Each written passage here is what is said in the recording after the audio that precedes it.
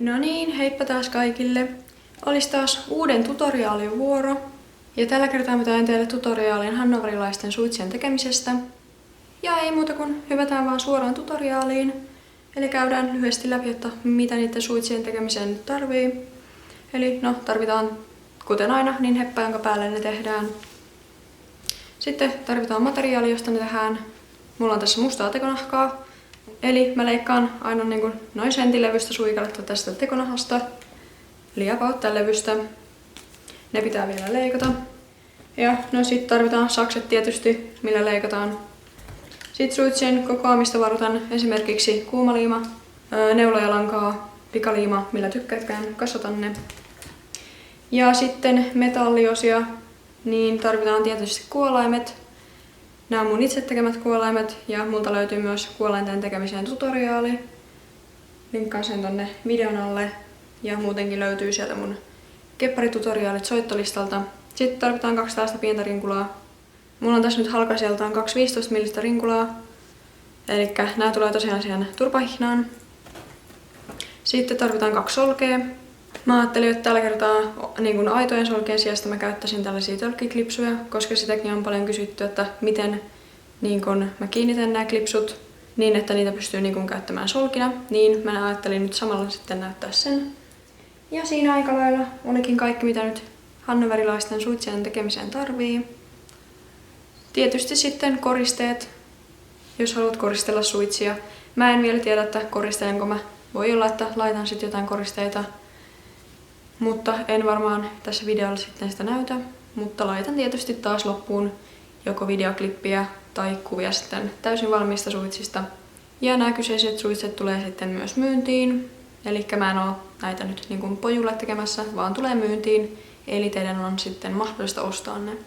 Mutta mä aloitan nyt sillä, että mä leikkaan näihin suitsiin nyt sen materiaalin. Eli leikkaan tarpeeksi tästä tekonahasta, että saadaan sitten tehtyä ne suitset ja myös ohjat. No joo, nyt mä oon leikannut tätä mustaa tekonahkaa. Eli mä leikkasin tosta tekonahan reunasta vaan 2 pitkää suikaletta, niin pitkää kuin mahdollista. Ja tuossa on yhteensä noin 280 senttiä nyt Mut aloitetaan sitten tää suitsien kokoaminen. Ja aloitetaan vaikka tästä kuolainremmistä. Eli laitetaan kuolaimet hepan suuhun. Ja sitten vaan kiinnitetään tää tekonahkasuikale tänne kuolaimen toiseen rinkulaan. Tästä näin, että se lähtee tänne taaksepäin. Ja mä kiinnitän tosiaan ne kuumaliimalla. Ja tää hihnahan tosiaan menee tästä toisesta kuolainrinkulasta korvien takaa tänne toiseen puolen kuolainrinkulaan. Katsotaan, että siitä tulee sellainen napakka. Sitten vaan kiinnitetään tää tähän. Ja kuten ehkä huomaatte, niin mä teen tosiaan tässä nyt erillisen niin kuin leukahihnan ja poskihihnan. Eli nehän pystyy tehdä silleen, että ne on niin kuin silleen yhdessä, jotta leikkaa tämän niskaosan niin kuin paksummaksi ja sitten siitä toisesta lähtee niin kuin tää poskihihna ja toisesta leukahihna. Mä oon siinä mun englantilaiset suitset-tutoriaalissa näyttänyt, että miten sen tehdään, joten jos haluatte tehdä sellaisen niskahihnan, niin kansi sieltä käydä katsomassa. Mut nyt mä teen ihan jokaisen hihnan niin kuin omakseen. Ja joo, siirrytään sitten tohon turpahihnan tekemiseen. Eli hannoverilaisissa suitsissahan tosiaan tulee nämä rinkulat siihen turpahihnaan. Ja kun englantilaisissa suitsissa turpahihna tulee niin kuin tänne kuolaimen taakse, niin hannoverilaisissa se tulee tänne kuolaimen eteen.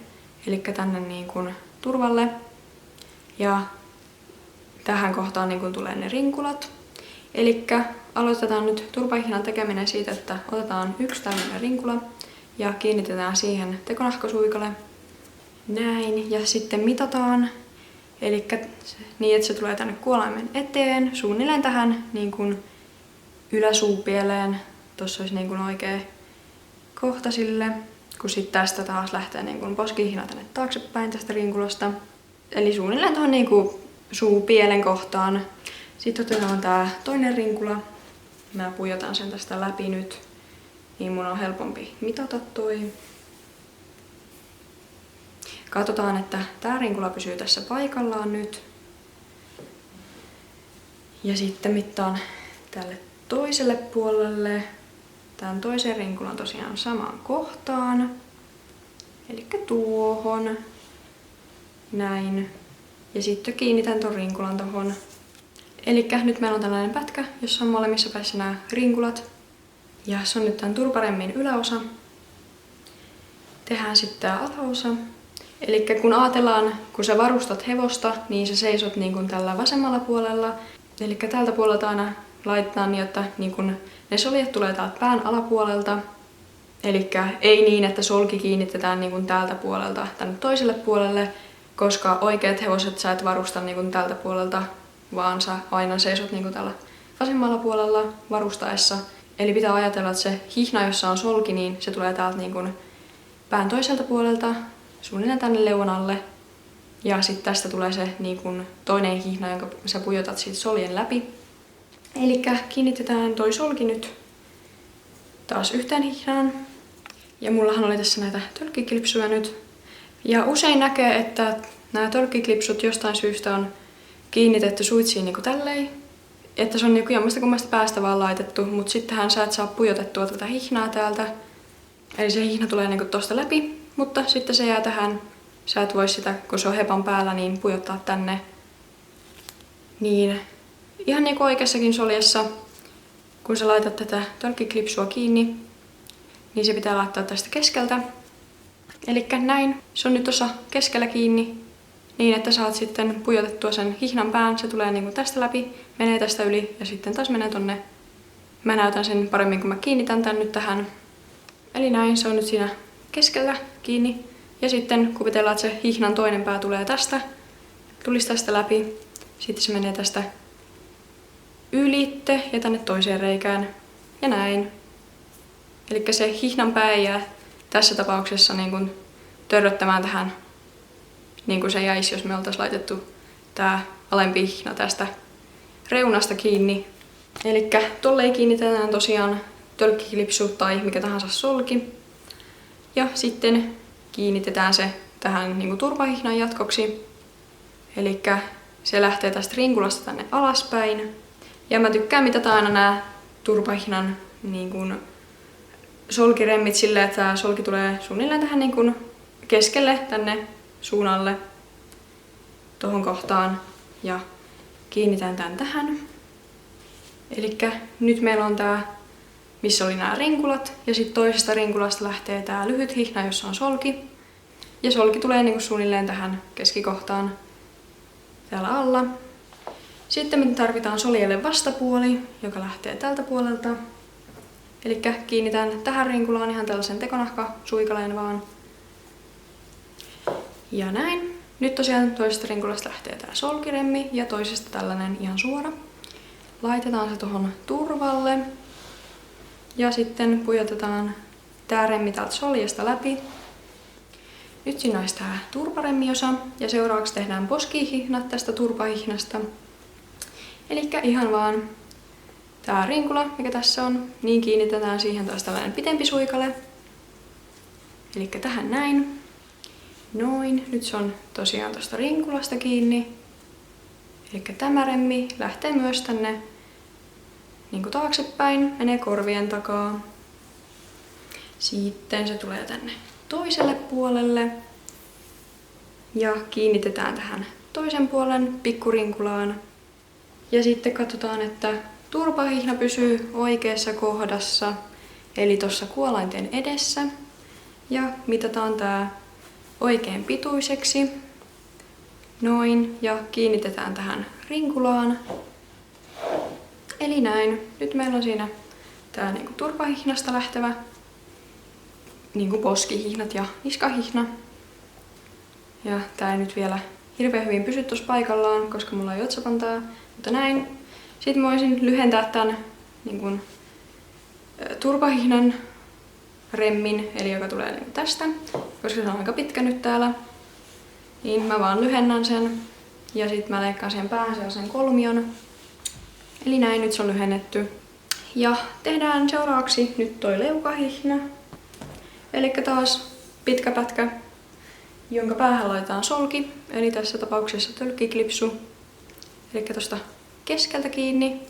Ja näin. Nyt meillä on tosiaan solki tässä. Ja se solkihan taas tulee niin kuin tältä puolelta. Eli täältä niin kuin leuan alta ja sitten niin kuin tälle puolelle. Ja mä nyt vähän mittaan sitä oikein pituiseksi. Eli mä pujotin tän pään nyt täältä soljasta läpi, että mä pystyn vähän mittaamaan tätä niin kuin oikean mittaiseksi. Sitten kuvitellaan, että otsapanta on just tässä kiinni, eli se tulee niin kuin tästä. Pidetään sitä vähän siinä ja sitten toiselle puolelle myös kuvitellaan se otsapanta.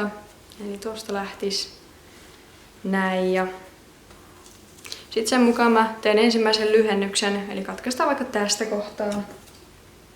Nyt se ei ole enää niin pitkä. Ja tästähän meiltä nyt sitten löytyykin jo kaikki näiden hannoverilaisten suitsien perushihnat. Puetaan toi pää tuolta vielä ja tehdään sitten seuraavaksi otsapanta. Elikkä yleensä kaikissa muissa suitsissa, tai lähes kaikissa muissa, niin tää turpahihnan remmi pitäisi olla täällä niin kuin kuolainten alla, koska sehän tulee niin kuin esimerkiksi enkuissa tähän kohtaan. Mutta koska ne on hannoverilaiset, niin tää turpahihnan tää sivuremmi tai poskiremmi tulee poikkeuksellisesti tähän tän niin kuin kuolainremmin päälle eikä alle. Koska tää turpahihna tosiaan tulee tänne kuolainten yli. Niin jos ajatellaan, että laitettaisiin tää turpahihnan remmi tänne kuolainten alle, niin sehän menisi tosta kohtaa niin kuin tälleen myttyyn. Joten sen takia tulee nyt tää turpahihnan remmi tähän niin kuin päällimmäiseksi.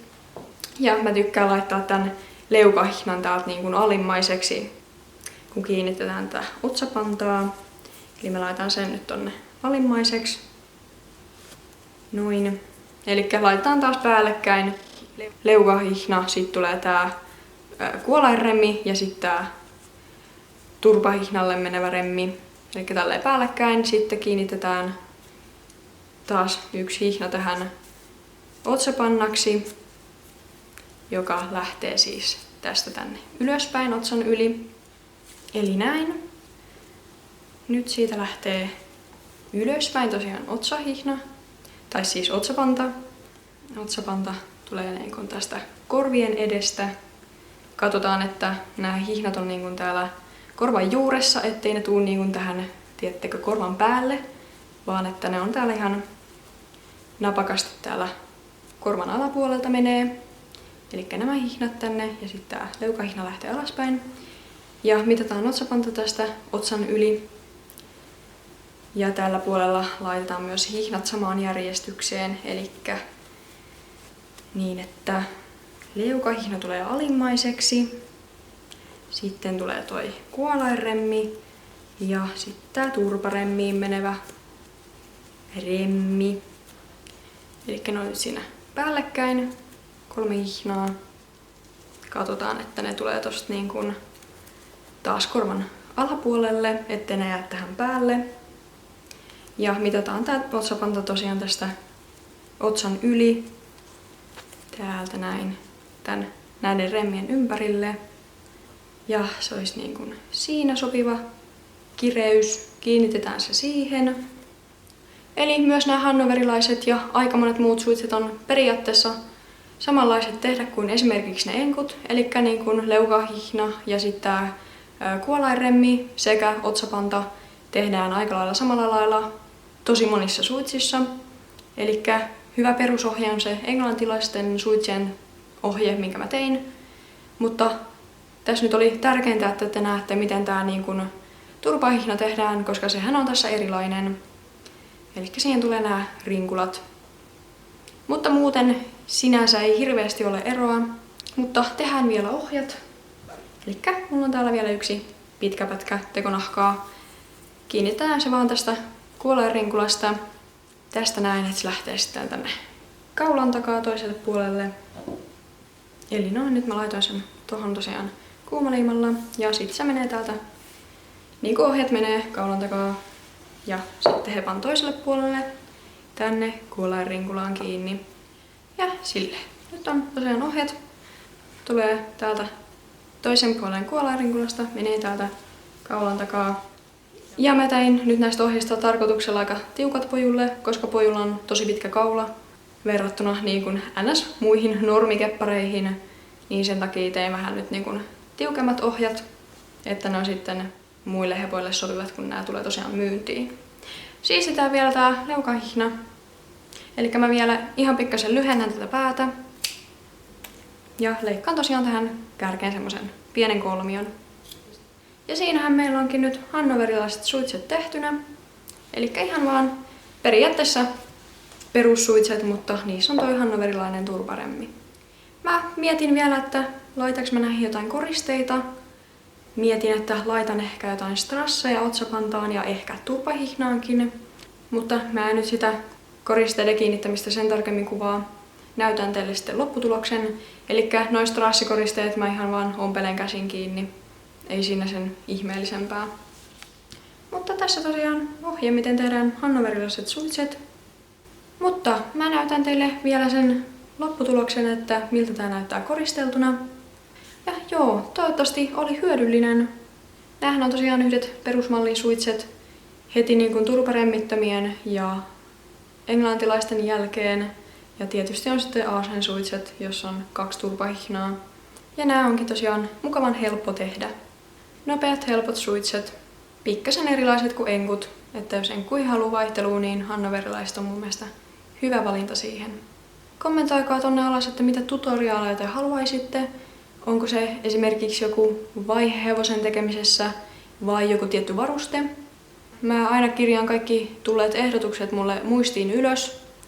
Ja sitten aina sieltä valitsen sen, joka on niin kuin kaikkein eniten ehdotettu aina sillä hetkellä ja teen sitten siitä tutoriaalin.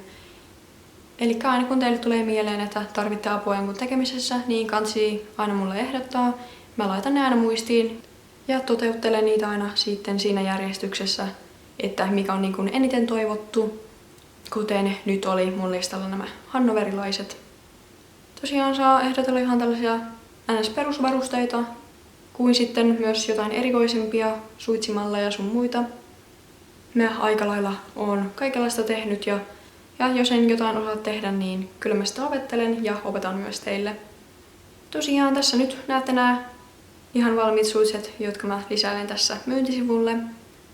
Ja myyntisivut tosiaan löytyy Sierro Hobby Horses-sivuston tai sitten mun blogin Kohoten Sierron elämää kautta. Eli sieltä löydätte aina kaikkien hinnat ja ajantasaisesti kaikki myytävät, että mitä multa löytyy. Mutta eipä sitten muuta kuin, että paljon kiitoksia katsomisesta. Muista tykätä video, jätä kommenttia, esimerkiksi ehdotusta, että minkä tutoriaalin haluaisit seuraavaksi nähdä. Ja me nähdään sitten seuraavassa videossa. Ei muuta kuin moi moi!